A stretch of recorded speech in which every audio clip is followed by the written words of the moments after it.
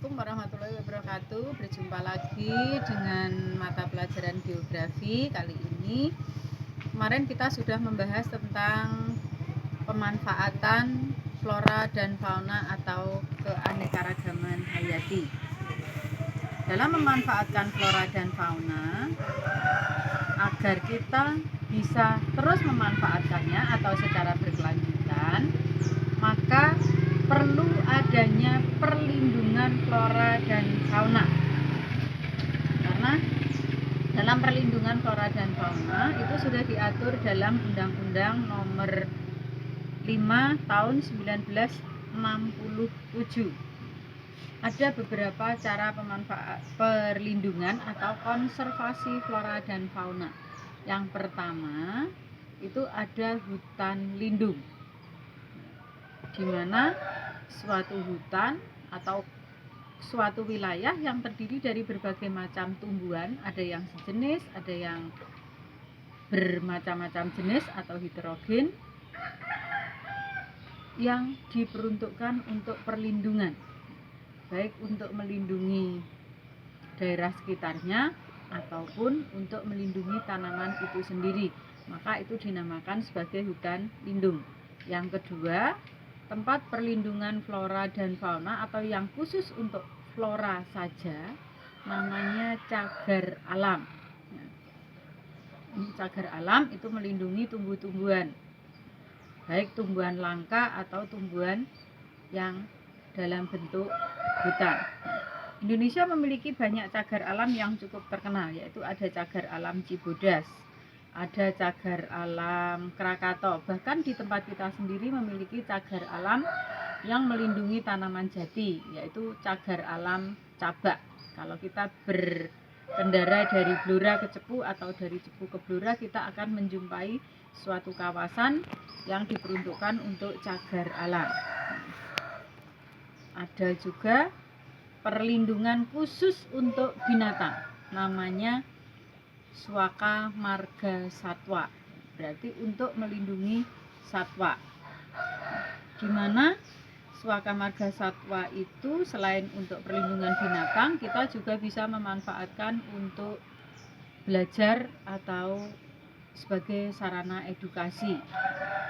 Cagar alam maupun Swaka Marga Satwa, yaitu Swaka Marga Satwa yang ada di Indonesia.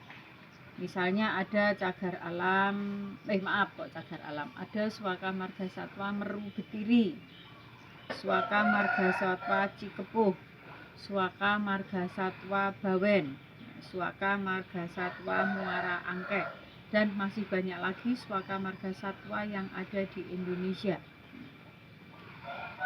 Ada yang pernah ke sana?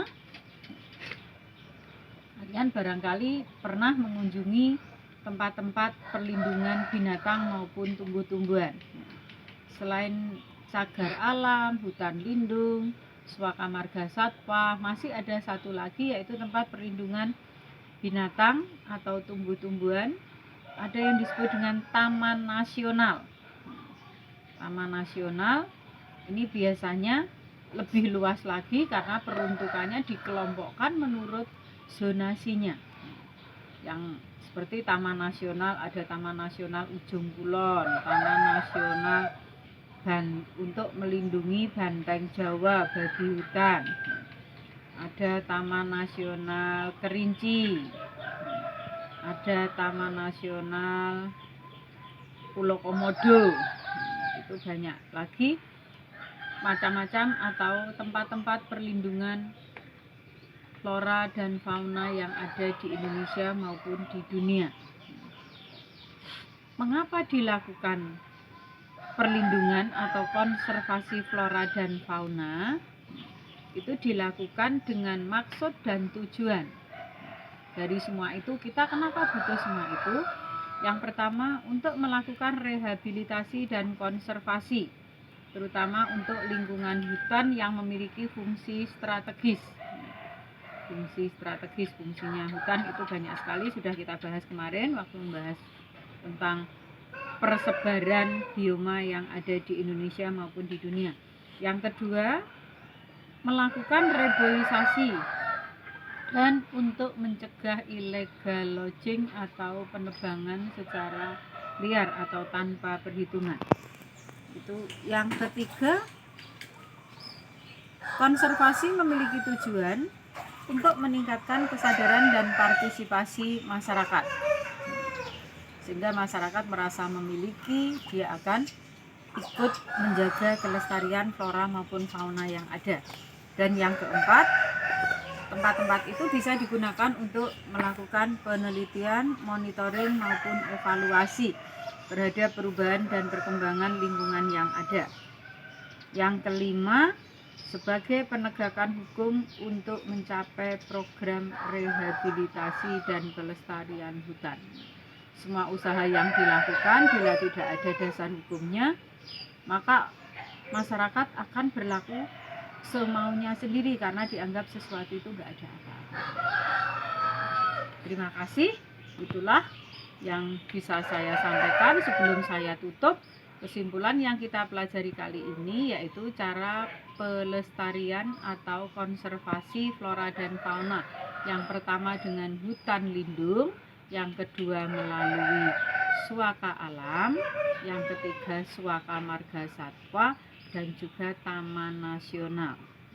Tolong itu difahami, karena apa yang ada di dunia ini bukan warisan dari nenek moyang, tapi adalah titipan untuk anak cucu kita sehingga masih bisa memanfaatkannya.